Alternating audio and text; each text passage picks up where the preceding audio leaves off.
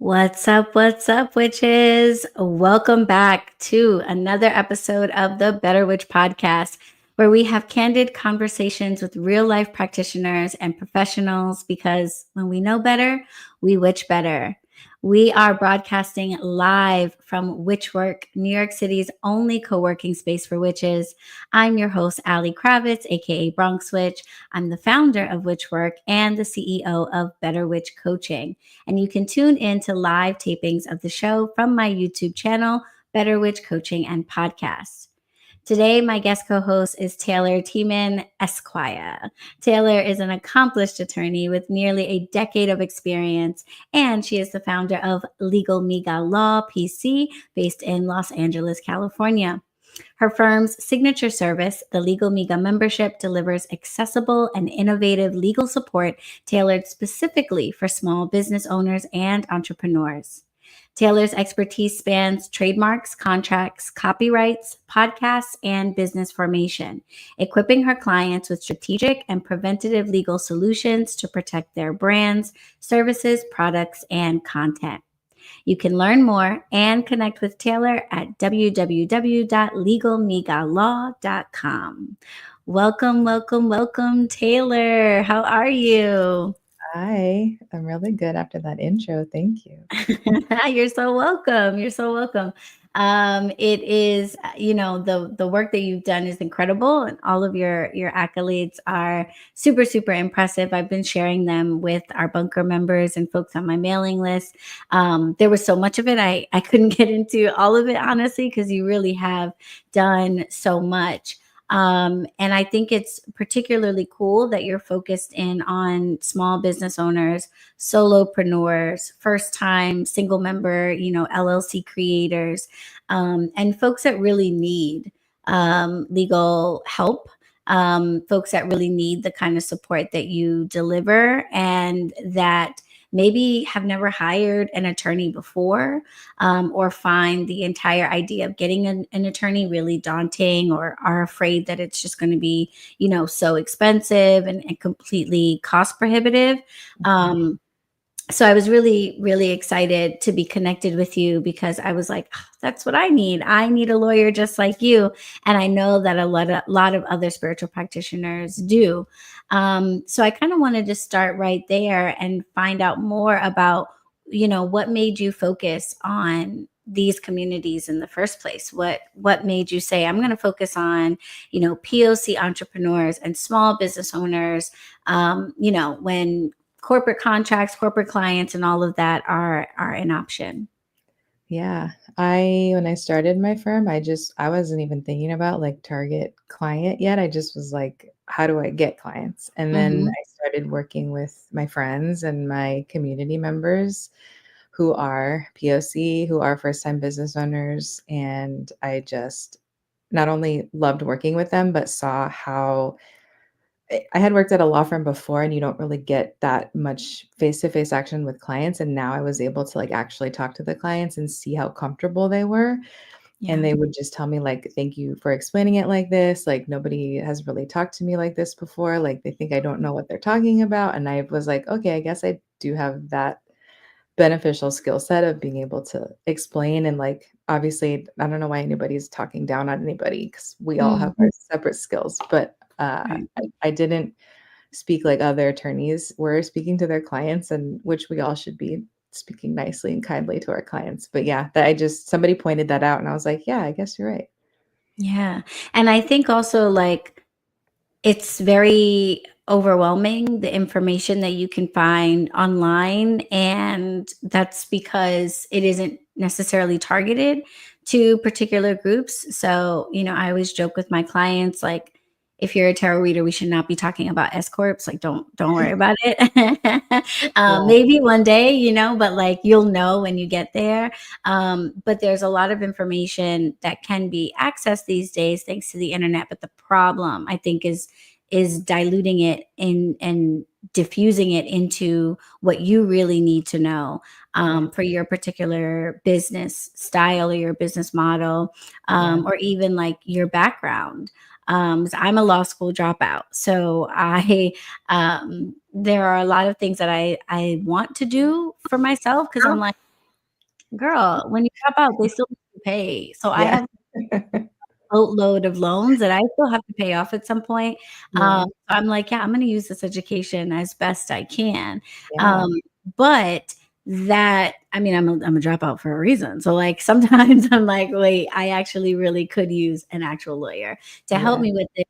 And it sounds like that's what the Legal Miga membership is about. Like, if somebody maybe is a little bit more DIY, Yeah. and they just need the knowledge, they need, something that isn't a 40-page document about all the possibilities, but just like you, the average first time small business owner or entrepreneur, this is what you need to do. It seems like the Legal Miga membership is a place where people can get that. So, like, am I getting that right? Yeah, yeah, we definitely I much prefer if I can, have a client obviously, I guide them in the right way, and then I don't like charging to, like, file things that I know that people can definitely, like, go click a button and file it on their own. So I think, a really good job of telling people, like, "Look, yes, I can charge you $300 to file this, but I know you can file that on your own. So here's the link.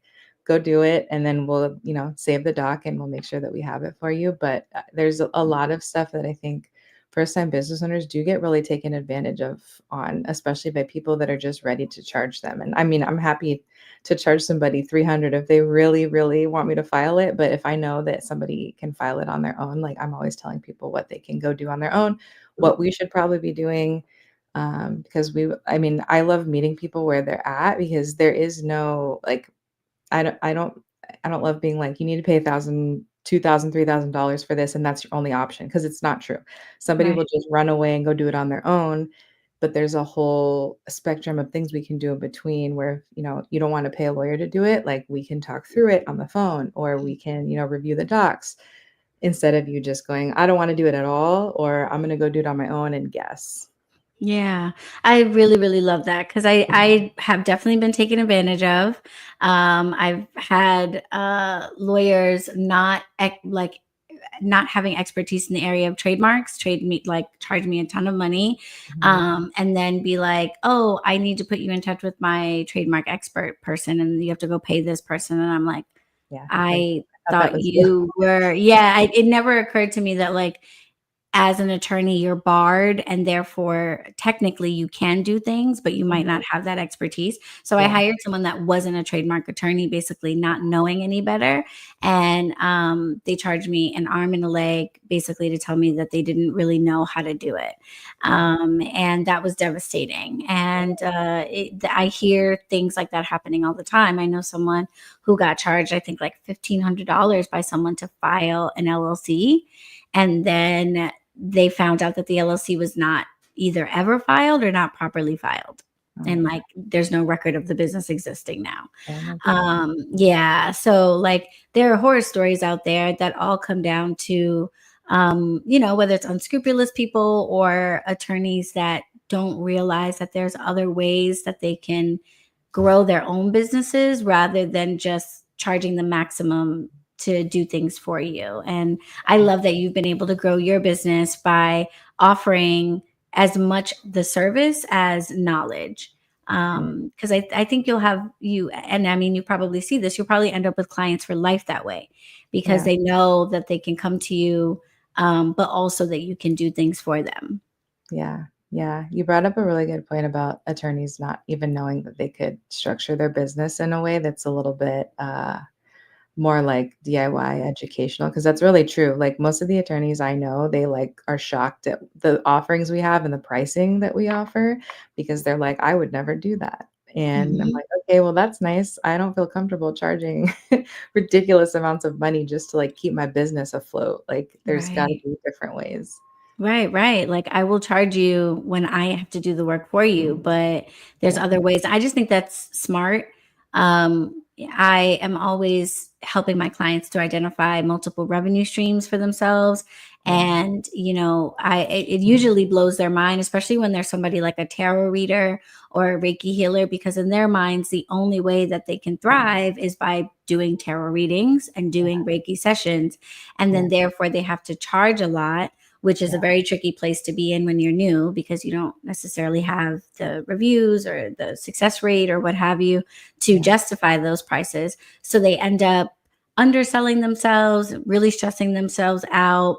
Yeah. And it can just feel like it never, it usually just leads to people giving up because they're Yeah. like, there's no money to be made in this.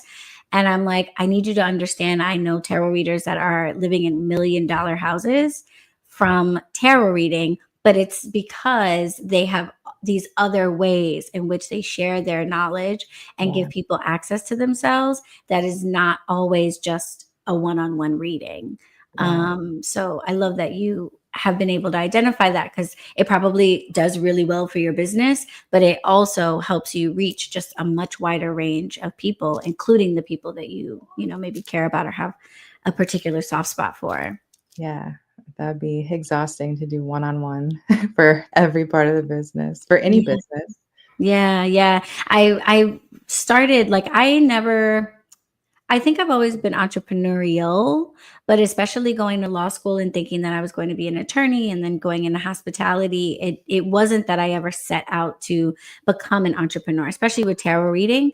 I was like, I love this. I got my start doing readings on YouTube, making teas and candles, and I got my herbalism certification, my Reiki certifications, and I was like, I just want to be a witch. I just want to be a working witch. Like, I just love this and I just want to do it for life. And I want to die and have people be like, do you remember the witch that used to live down the block and you could get keys from her? Like, I just wanted to be that person.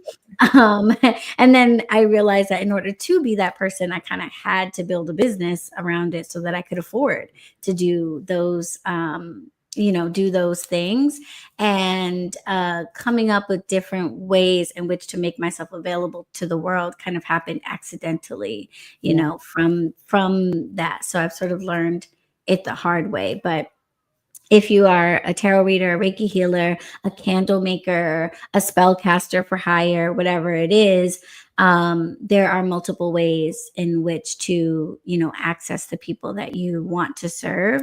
And it requires strategy, and it requires an understanding of different revenue models and what their benefits are and how to get them set up. And I find that this is something that's really common. You probably see it maybe with your clients as well, that because spiritual practitioners don't necessarily start off with the plan of building businesses around what they do, they're very much lacking, as I was, in business acumen, Yeah. in knowledge, and certainly in like networks, connections, people that they can reach out for help. But even just the underlying knowledge of what they should be doing. And I'm curious for you, what are some of the like most common, especially because I know you do have like some spiritual practitioners in your client base. You've got some tarot readers, some Reiki healers. What are some of the like most common things that solopreneurs, but spiritual practitioners in particular, like don't realize they need to get a lawyer involved with, or that they don't realize that they need to like legally protect? Yeah. I think for this type of spiritual based community, it's a lot of the branding. Like the branding is very important. And I think we understand that like that is a thing that we need to do. And because the creativity is absolutely there, the branding exists, but it's not always being legally protected. So that's Right. usually where like people hear stories about like, oh my gosh, I didn't have an LLC or whatever, and they'll hear it from their friends and like the tax stuff. So they kind of get aware of that ahead of time, but not everybody has filed to protect their trademark or anything that's branding related. That's usually how we protect like business name, logo, slogan is with trademark protections. Or they just think like they're not ready, like they're too early, the business just started, when in reality, we can protect those things earlier than we think we can. And I find a lot of like copying in these communities too. So like that's where sometimes somebody will come to me and like, oh my gosh, somebody's trying to take my business name. What do I do? So we kind of have to backtrack with like the trademark protections, looking at what we have in place. So I think the trademark aspect of it is usually the like, oh shoot conversation we're having after the fact. Yeah, I expected that that would be the case, because I was doing a poll of bunker members about, what how do you know your business is yours? Today's title of the episode, by the way, is "You Don't Own Jen," because I realized that, like, oh wow, like there's a lot that we actually don't really own per se. Like we might have a case for why we should be allowed to use it, but like really properly owning it, a lot of us don't. And I think one of the big ones that people don't realize is that, establishing your LLC doesn't actually mean you own your name, which I think is like a huge, like, what? Yeah. To a lot of people, because I wouldn't think that, I'm like, I formed my business. It's legal. I got a bank account in this name. I have a credit card in this name. I took out a loan in this name. Like, what do Yep. you mean this isn't my name? So I feel like that's the biggest shocker Yep. for folks. And I'm really glad to hear you say that you can potentially trademark those things and protect them earlier than you think. Because one Mhm. of the things that I ran into while like just learning for my own purposes was needing to use these things in commerce, Mhm. which I think leads people to think that, well, if I haven't booked any clients yet, if I haven't sold any merchandise yet, if I haven't sold a candle yet, then I shouldn't bother trying to file the trademark. Um, and I'm just wondering, like, how true that is. Like, could I file my trademark if I just have the idea of the business and I just don't want anyone to take it because I'm like, oh, this is a good idea. And if someone even thinks of it, like they're gonna run with it. So like, could I potentially trademark my tarot reading business name before I even do a tarot reading? Is that possible? Yeah. So you kind of like hit the nail on the question right on the head. The it's like a in between where we can't protect a name just for anything's sake. But if you know I'm gonna start a tarot reading business and I want this to be the name, I'm not ready to start it yet, but I'm ready to start it in the next year, even 2 years. We can protect that name because we can tell the trademark office, this is the name I want to use, and here's the services I want to use that name under.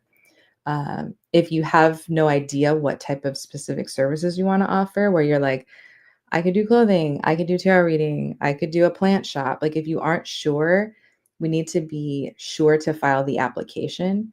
Um, and the fees associated with it. So that's another one where people are like, I don't know if I want to, add these things on my application because it's extra fees. But if you know, like, I'm going to start a tarot business and I want to use this name, we can file your application early. We can file it as early as almost like 2.5, 3 years before you even have anything sold yet. Wow, that is good to know because I was trying to do it myself on the state level and they were giving me a hard time over specimens. And I was like, you guys, I am clearly using this name. But I feel like that also applies to like taglines because like we come up with like smart taglines and things.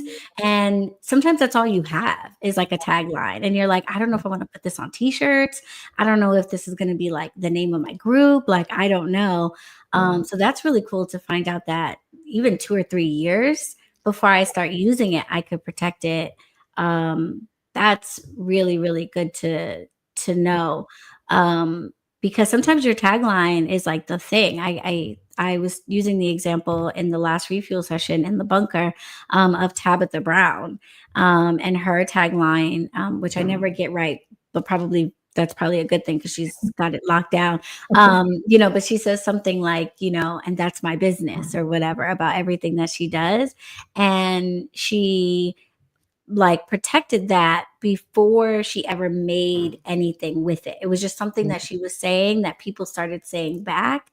And Yeah. she realized that, like, oh, other people might try to say this Yeah. because it's not like the most it's just a phrase, you know what I mean? So anyone could use this phrase or think of this phrase. Yeah. So she locked it down before she ever put it anywhere. Yeah.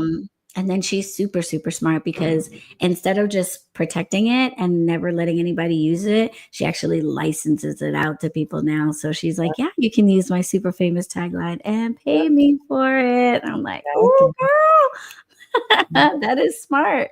Yeah. That is super, super smart.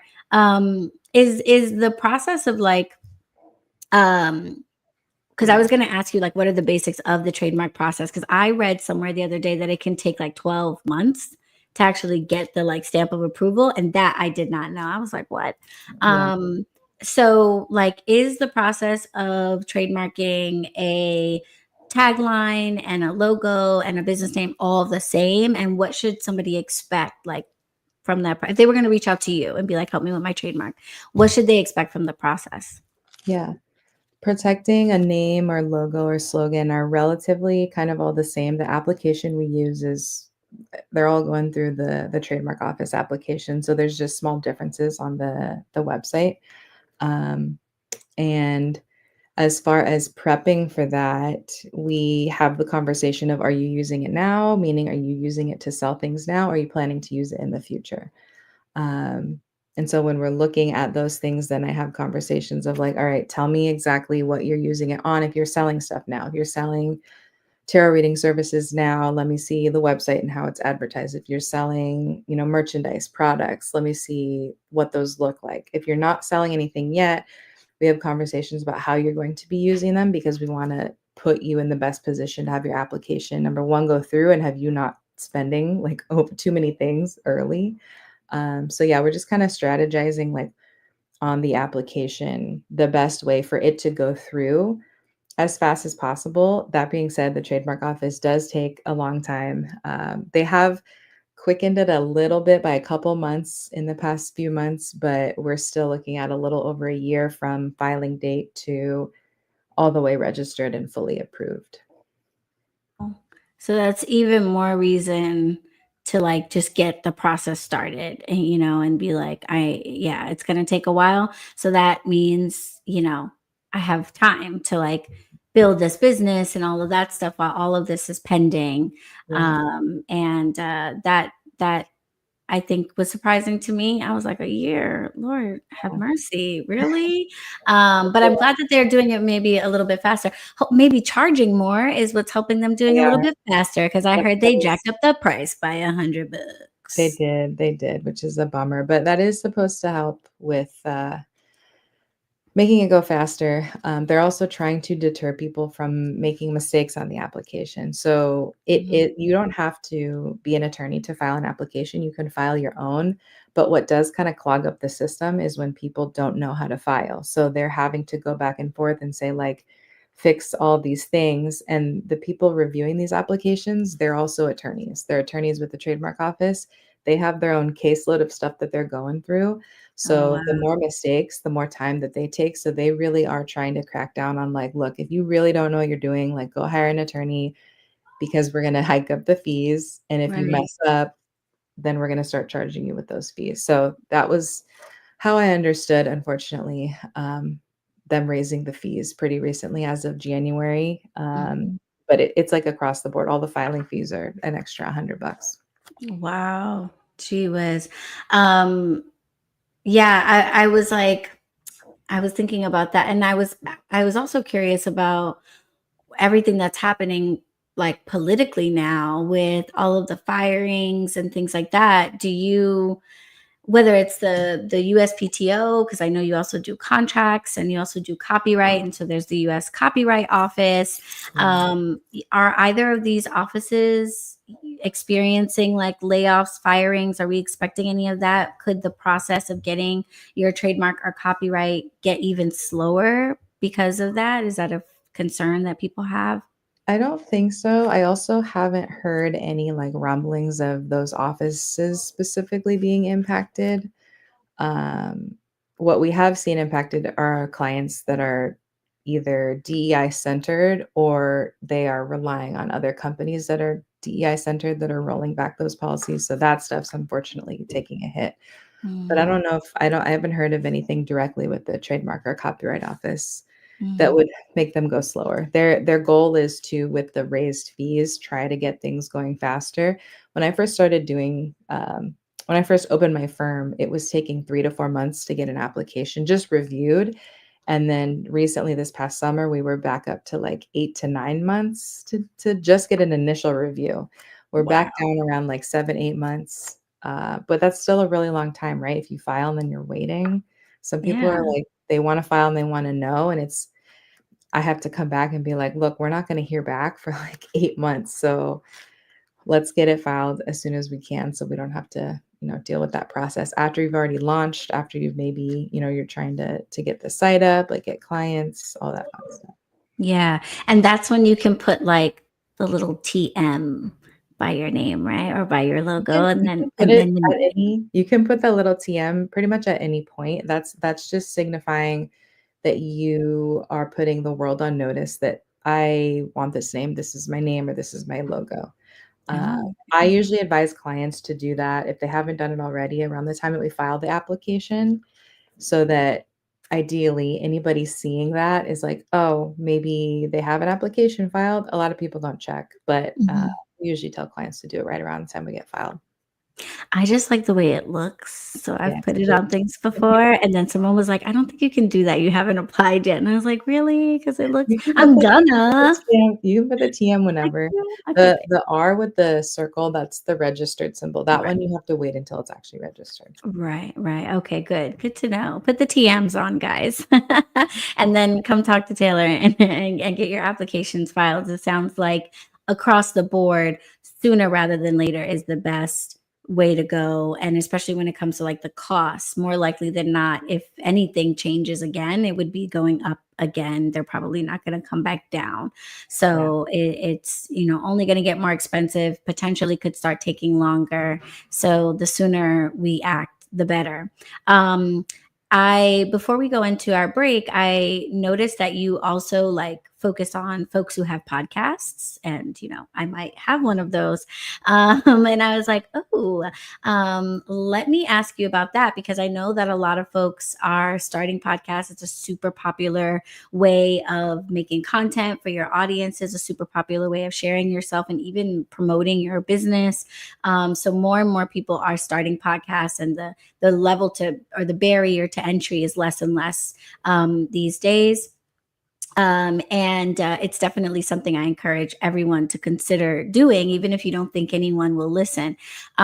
So, being that so many spiritual practitioners are starting up podcasts for their audiences, what legal considerations does a podcaster need um, to keep in mind? And when you were signing up for this episode, were you like, "Oh, Allie, damn girl, you don't have this"? Let me know, yo.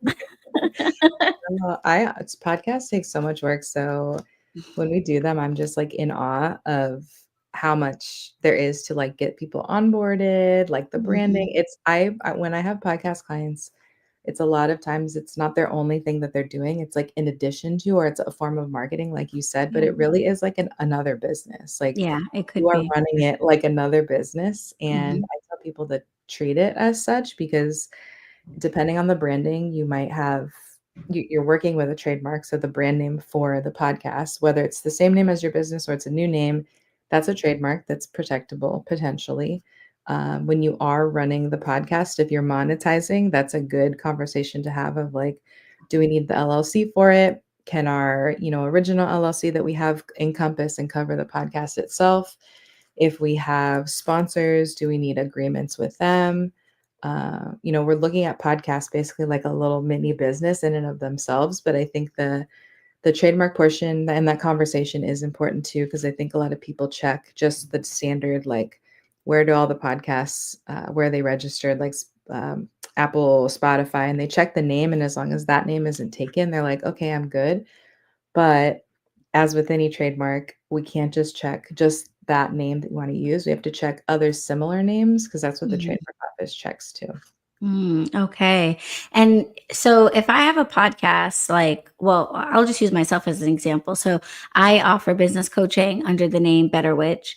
And it's just BetterWitch. And I was wondering, if I were to trademark BetterWitch, would I be trademarking just that? And then Better Witch Coaching and Better Witch Podcast and the other iterations of Better Witch are like okay? Or would I need to have a separate trademark for Better Witch Coaching and Better Witch Podcast? Like, does it start to get like into that kind of nitty gritty where every time I put the name on something different, I now need a whole new trademark or new protections for that?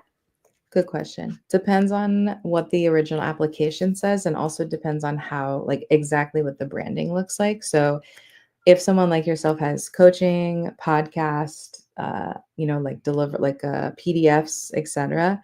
If we're pretty standard across the board with just BetterWitch, then I usually just toss in all those things on the application in the separate classes that they're in. So like podcast is in a separate class of goods and services from coaching, which is separate from PDF downloads, Yeah. etc. Yeah. So if we can toss them all in, I do. If you have that phrase protected and then you want to like start a different arm of the business, like podcast, coaching, technically at some point it would be a good idea to get those specific phrases protected. But when we're adding really descriptive words, we can't really have much protection over those words anyway. They have to get disclaimed with the trademark office. So when we're starting out with the trademark process, and if it's like our first one, I like to hone in on like the main brand name. And then if we have the funds and the time and the space to start filing more, then we can file more. Got it. Got it. So that's probably why, like, when I do searches, I'll see a business has like 6 or 7 different trademarks, even though one trademark will cover like multiple classes. I'm like, why didn't you just put it all together? Yeah. Something else came up, or they decided they wanted to do something different, Yeah. and figured it was better to just have a separate trademark for that, just in case. A lot of Um, people will also file, like if you just do coaching mm, and you have that name, we file with the coaching. And then in a year, you're like, oh, I want to do a podcast. We can't tack it onto the original application. We have to file a new one. So if you see somebody with like 5 or 6, that's usually what happened. And they just weren't thinking ahead of like, oh, I might be doing this, or they that's what, just didn't so you know. can't amend them. Yeah. You can't amend the original. You have to just file new applications. Oh, okay. Wow. Okay, cool. I think I was talking to someone about that. So that's really, really great to know. Um, yeah, heads up, there'll be some questions in the Q&A about that. Because I know some folks that are like, I filed the wrong class, and it's good to know that they have to just file another one. Yeah. Okay, well, that seems like a really good topic to stop and take our break on. So, witches, it's time to refill your teas, recharge your crystals, all right? And enjoy this brief word from our sponsors. And then we'll be right back with Taylor Tieman of the Legal Miga.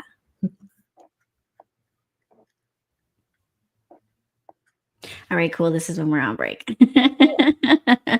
And all the YouTube folks get to watch the break because they get to see the behind the scenes, the Cool. real deals, and all that good stuff. But yes, if you would like to step away, please feel free to do so. Otherwise, we'll get back into it in just a second. I just I'm need looking for to chapstick. refuel myself.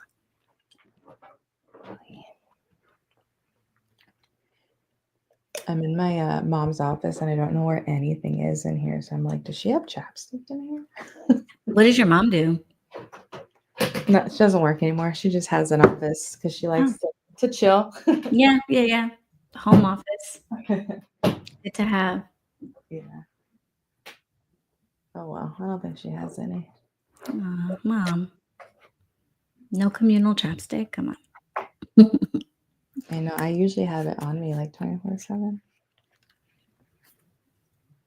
I just ran out of my like in my pocket Burt's Bees that I always have Oh, around, and I was literally like digging into it, and I was like, it's time to let this go. We just need to get another. no, that's my pet peeve is when it gets under and I'm like, Yeah.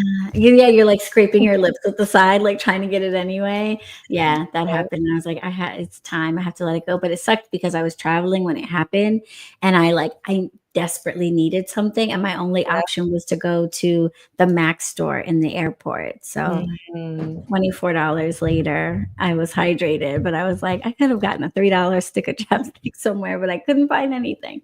So there we were. I feel your pain. All right. If you're ready, we'll jump back into it. Yeah. Yeah. And what's up, YouTube folks? Say hi in the comments when you come in the room. All right, witches, we are back and we are here 4, you don't own bleep trademarks for tarot readers and energy healers and all the witches out there. And we are here with Taylor Tieman of the Legal Miga, attorney at law based out in California, helping all of us witches and spiritual practitioners with our legal needs, trademarks, copyrights, contracts, you name it.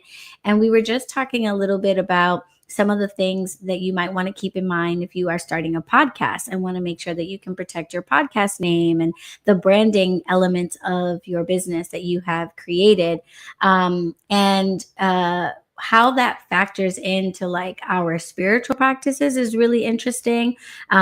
Taylor is now a member of the Bunker. Welcome to the Bunker, Taylor. If you guys out there don't know what the Bunker is, that is my private virtual member group for witchpreneurs and the professionals that are witchy like us. And in your intro, when you were saying what's up in the roster, you were talking about being into astrology. And I was like, we witches are everywhere. Everybody is on the low. But I really, really love that. And I was curious about like whether or not you and I know you call yourself a novice astrologer, but like have you started to see any ways in which paying attention to astrology helps you in your business? And like if so, like how has that started to like come up for you? Yeah. Oh my gosh. I love talking about this stuff. Me too. I'm like my family and friends' resident astrologer. I don't charge them for anything, but I'm like obsessed with it. I had initially done like business consulting with my astrologist, and she was pointing some stuff out for me to look at. But I started with just like looking at my whole year of what was to come. And I found like looking back, like the past 2 years, projecting out, like the year before, I just had a baby last year. And so last year was supposed to be like extremely slow for me astrologically. The year prior to that was going to be very busy for me. So that did allow me to kind of plan around and be like, all right, this is my final year before I'm going to have a baby. You got to kind of slow down a little bit. But at the beginning of the year, I do look at astrologically what we have in store. And then I actually plan all of our launches. I try to plan like family trips around just like better transits specifically for me and for my family. And my husband is like a little on the fence with it, but he's bought in now. He's seen how it's been beneficial. So he's like, all right, just plan around it. I know what you got to do, what you got to do. Yeah, that happens. I was married as well, to someone who's not particularly spiritual at all. And over the years, it definitely starts to like rub off. Yeah. And like when he got like a new car, he was like, so like, is there any like, should I keep a crystal in the car? Like, is there anything and I was like, what? And he's like, like, can you do like a little thing in the car? And he had me come and like cleanse and bless the car or whatever. Yeah.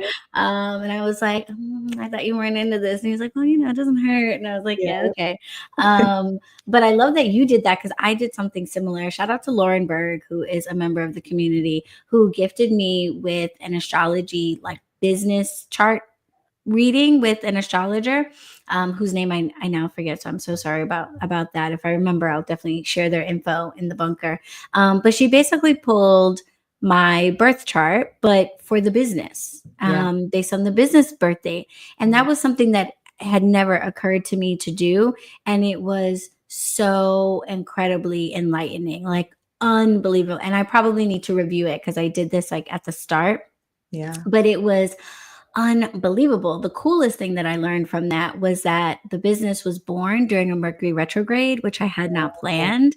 So now when Mercury's in retrograde and everybody's like freaking out and like driving off the roads and like screaming out of windows, I am actually like, what do we launch? What do we do? Because that's actually a really good time for our business because it corresponds with the energy of when we got started.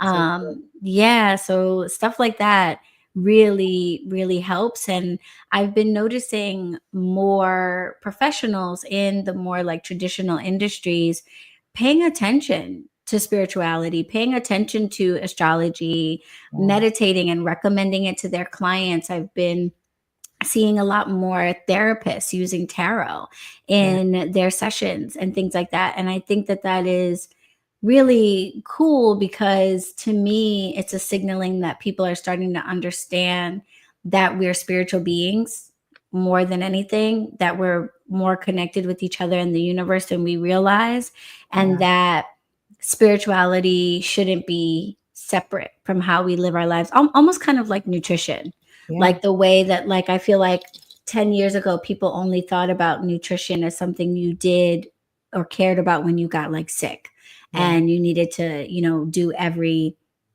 possible option. Yeah. And now I think people are just like, no, how I eat is impacting my ability to like how I feel every day. And even if I'm in shape or even if I'm thin, if I'm not putting good energy into my body, I'm not going to feel as good as I could, or I'm not going to put good energy out. Yeah. Being that you work with like a mix of spiritual folks, professional folks, etc., are you starting to see that shift too? Do you see more folks that maybe aren't in traditional spiritual spaces, like caring about the energy of like their businesses and what they do? Yeah, I think that's probably twofold for me because I just am so open with it, and I think I attract more businesses, even if they're not spiritual based businesses, they're very open to those ideas. So Right. I probably see it a lot because I attract more of those just because people are like, "Whoa, you believe in that? Like you're a lawyer." And I'm like, "Yeah." But I also really see just in the lawyer circles I run in, they're definitely a lot more open to different practices, and just different ideologies aside from what we've traditionally been taught and how people think. I think specifically what I see with astrology, it's like it's really hard for people to like ignore retrograde and not see the physical impacts. I think the people that need to see like scientific proof in a sense, like it's right there. They can see it. So I think they're able to kind of react and be like, all right, this is a thing. Maybe we should be paying attention to it. Yeah, absolutely. I think once you start paying attention to yourself like on a deeper level, you start to see how it impacts everything that you do, that it's not just like, oh, um I meditate here, or like maybe I like read a horoscope for the month there, that like it really can be just as like, I don't know, just incorporated and integrated into just how you live your life. Yeah. I saw a clip recently from someone named Queen Afua. She's like legendary like health and wellness expert. And she was talking about how your business is a direct reflection of you. And she actually makes recommendations to the women in her community about like what to do in their business when they have their menstrual cycle versus when they don't. Yeah. And not to just assume that you should be like putting the same amount of output during that time, or that you should be doing the same amount of tasks during that time. And how people are like really blown away at how changing what they do in their business during that time of the month can actually increase the success of their business. And I think spiritual people, like, we already get that, and we're like, oh, everybody else is starting to catch on. Like, we Yeah. get that. That's really great. um, but I do feel like one of the downsides of the opposite is I find that like the very corporate folks are becoming more spiritual, and that is great. But the spiritual folks are not necessarily becoming more corporate. And I can totally understand like why that is, or what the aversion there is. But I really believe that the problems that we have in our world today kind of all boil down to the bad guys having all the money and the power. Yeah. And so I really want to see more good guys, more spiritual folks, more people who care about the impact that they make on the world, that they care about marginalized communities, or just care about our overall well-being as like as a collective. Yeah. I want to see us have more power and money.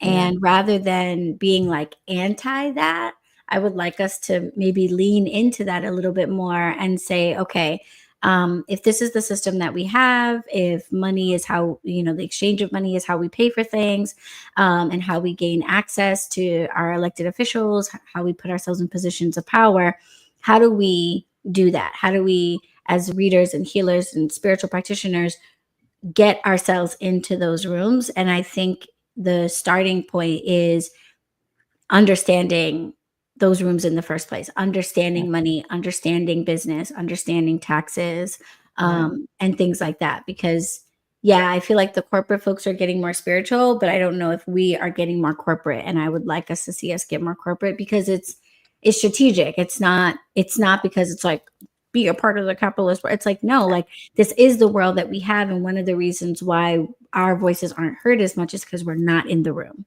Yeah. Yeah. I really try to echo like that exact sentiment to a lot of our clients who I'm Latina and we work with a lot of Latina business owners, and a lot of them feel uncomfortable like filing trademark applications because they're like, these are community driven ideas and things I'm coming up with. And it's like, they don't want to buy into the capitalist mindset. And I'm like, look, I know this is a very like colonized system of how the law works, but this is what we're all dealing with. Like, we Right. all are selling here, we live here, we're in the US. Like, this is how you protect what you have to. And we have those conversations a lot where it's like we have to kind of shift. You don't have to buy, I mean, some people will buy into it. I don't necessarily think it's all evil, but you have to Mhm.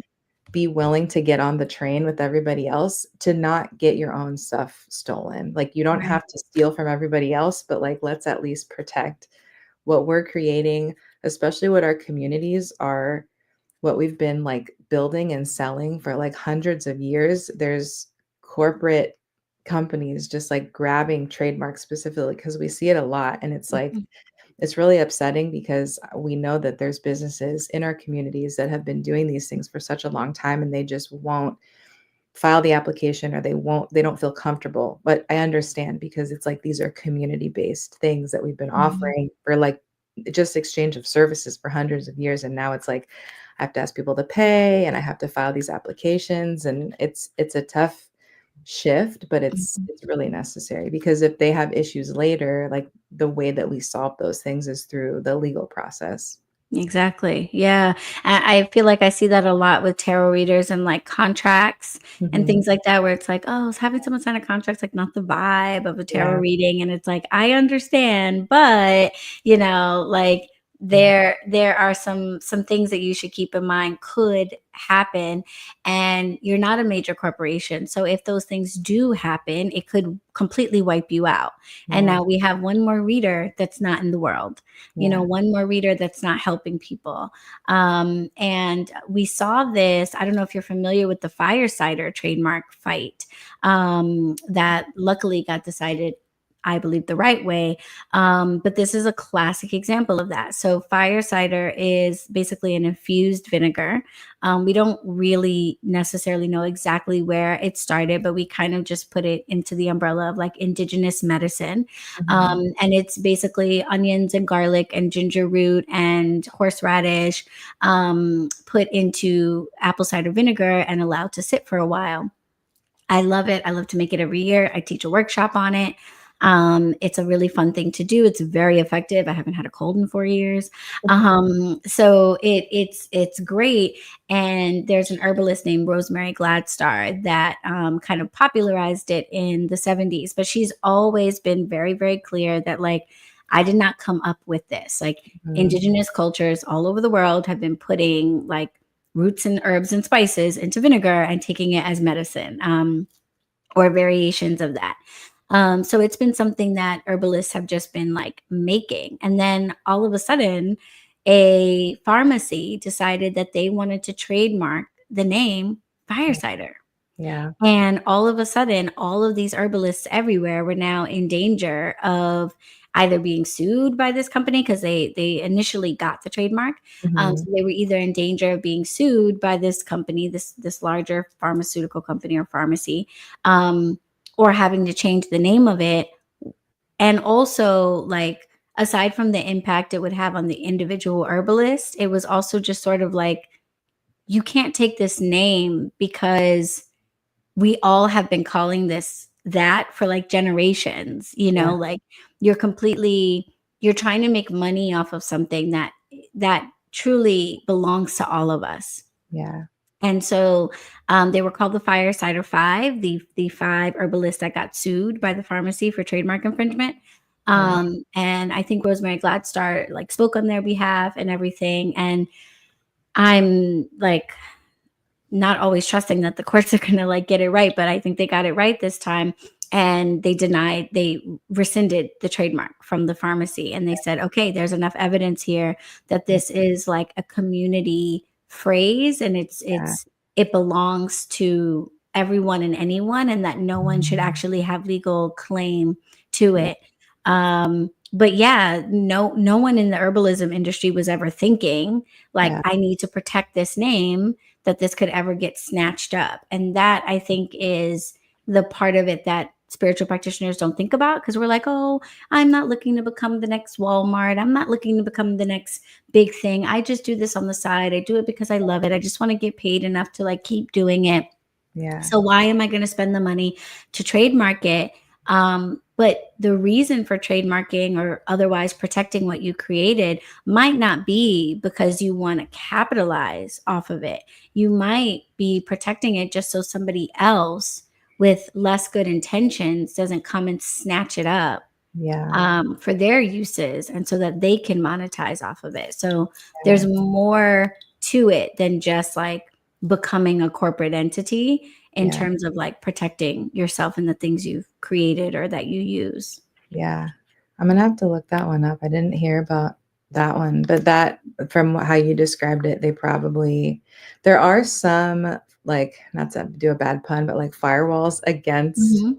things like that being able to be protected, and one type of name you can't get registered is something that's too common. So I'm assuming they probably made that argument that that phrase is so common that you should not be able to be protecting that. Right.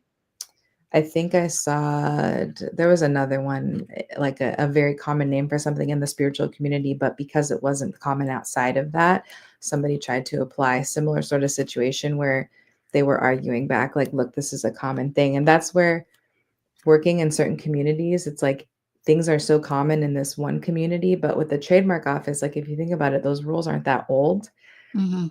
They have been in place for not that long, so the people working at the trademark office don't always know the community and what they're dealing with, so we're also kind of fighting against that. We have a lot of clients that, have names in Spanish, and it's like we're dealing with trademark examining attorneys that don't know, like, the cultural background of the name, and there's a lot that plays into it, but I think it is important if you do have a name that can be protected. It's not just about like being greedy. It's about like actually protecting so you don't get sued in a situation like that.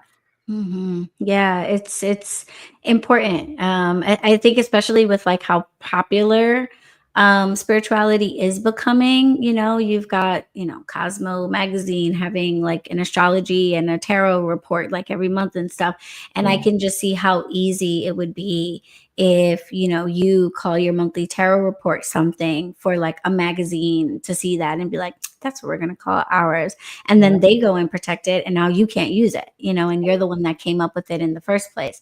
Yeah. And we had such a huge issue. I feel like it's died down now, but maybe folks in the chat can chime in on whether they're seeing this happen as much as used to. I have, because I've shifted to talking more about entrepreneurship, and I don't really promote tarot readings so much on places like Instagram. I don't see it happening as much. But when I first started, my page was all about I'm a tarot reader, and I do magical things, magical products, etc. And scam pages were popping up left Yeah. and right, left and right, left and right. Yeah. And I don't know if Instagram got better at cracking down on those, or if it's just because I don't advertise myself as a tarot reader now. I'm not as rip-offable. Mhm. But yeah, that was a really big issue for a while. And I, kept telling people like, it's not about you committing yourself to being a tarot reader exclusively or forever or whatever. It's just like if someone tries to rip you off and take your name, you might actually be able to do something about it other than just reporting it to Instagram, because they do nothing when Yeah. you do, or at least they didn't. Yeah, well, now let they it. they make you pay to, like, do the verification was, like, their goal at removing I mean, it does work sometimes, but Yeah. yeah, they now make you pay for extra protection for stuff. Yeah, yeah. You know what? Like, that's actually a question I hadn't planned to ask, but I will ask. Like, if I am a tarot reader and I trademark my tarot reading name and it's like the same as my social media handles and stuff like that, am I more protected than someone who doesn't have a trademark from like an IG scam situation, or is it like so hard to even find who did it that you can't really like take legal They have action against a scammer? in some instances, yes, you are more protected because once you have a registration in hand, the report that we can file is much stronger. So sometimes they won't even take the report seriously if you don't have a registration. For a scam account, the process is a little different, and I think they are a little bit better at helping with that. But if it's an account where like it's a competitor and they're trying to use your name and it's like a genuine person, it's not just a bot or scam account, in order to remove that account from them, we have to file a report with Instagram. They don't want to run afoul of whatever trademark laws exist. So they ask you, like, do you have a registration? They usually won't even pay attention to you unless you say, yes, I have this registered. So in those instances, yes, it can help. There's not like an immediate thing we can do aside from just waiting for them to help us get it removed. But yeah, they do kind of they have their own internal ways of dealing with disputes like that, but when we have a registration in hand, like, usually we can escalate it a little bit faster. Ooh, that is good to know. You hear that, tarot readers on the gram? Trademark protections can help strengthen your arguments to Instagram if, in fact, you are being scammed. And there have been instances where I have been like copied by the same page. Like the Yeah, same page just won't get taken down, yeah, and it'll last forever. Sometimes it is quick, yeah, but there have been pages where months later, people are like, I'm getting messages from that. And I'm like, that one has been out there. I don't know what to do about it. I don't know why they're not getting taken down or what yeah, have you. So it is good to know that having a trademark would strengthen the argument to these social media platforms, yeah, if that is happening to you. So heads up about that, guys. yeah. And if you have more personal questions, like I just did, I want to let you all know that Taylor is going to be joining us for a very special weekly refuel session this week in the bunker on Friday at noon. So this is going to be Friday, February 28th at noon. EST. Taylor is going to be in the refuel session to answer your specific questions. So, this is an opportunity for you to come with your legal questions. Are you concerned about whether or not you should have contracts in place if you are a Reiki healer? Are you thinking about trademarking your name and not sure if the time is right? Maybe you've already done it and you got rejected. You want to know why. Taylor is going to be able to take all of those types of questions from you. And before we wrap up, Taylor, can you tell us a little bit about like the types of questions people should bring to the Q&A, or if there are any questions that like you won't be able to answer in the Q&A? Yeah, the examples you gave are really good. Yeah, usually people ask, like, what time is right for them to start looking at the process? And also the contract thing is a good point. Like, do you need a contract? I'm usually going to tell you, yeah. But if you have one in place, we can talk about like what should be in it, especially for the specific type of services that you're offering. Looking at, where you're selling is really important to understand, like the dispute process. If you have, because a lot of the spiritual based businesses we work with are dealing with like payment processors that just like do not love them, unfortunately, because they just don't like the spiritual stuff. So we have to deal with like the extra wording and terminology. But yeah, those questions are great. A lot of legal and tax does overlap. We can't really answer tax stuff, but where it kind of overlaps, happy to answer with what I can. And if people need specific tax referrals, I can send over some good names too. Oh, that's great. I know a lot of witches in the bunker are filing their LLCs and are wondering whether or not they should be filing them in the state that they're in, and what types of like tax considerations come up if they decide to file outside of their tax, maybe to save some money. Mm. So I know that folks are going to want to throw a couple questions like that your way. So I'm super excited about that. So everyone who is tuning in on YouTube, then you definitely want to join the bunker. You can join the bunker for free. You get a 7-day free trial when you do. And the link to join the bunker is down in the description. I'll probably also pop it into the comments for ease. But you're not going to want to miss this one. It's an opportunity to speak to a really experienced attorney about your specific situation, which can be kind of hard to do when you're first starting out, finding an attorney that will answer those questions for you if you aren't already a client. So definitely take advantage of the opportunity to get to talk to Taylor. And as we head out, can you tell us how folks should connect with you further if they're not a bunker member and they want to find out how to work with you or how to become a part of your Legal Miga membership group? Yeah, I pretty much live on Instagram. So the Instagram we have is Legal Miga, LEGALMIGA. And from there we have links to everything else. But we have a lot of info on that page as well as our website. Great, great. Thank you so, so much for being here with us, Taylor. This has been incredibly informative. I know this knowledge is going to help a lot of practitioners make sure that their businesses are protected. Because, yeah, you don't own shit.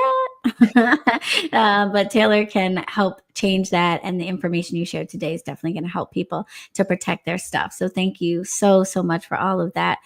Great, great, great information. Thank All right. Thank you, witches, for tuning in to another episode of the Better Witch podcast. I've been your host, Ali Kravitz. For spiritual business tips, follow me on Instagram and Threads at Bronx Witch, and you can find the links to my classes, coaching programs, and more in the description of this episode. Remember, witches, when we know better, we witch better. See you in the next one. Blessed be.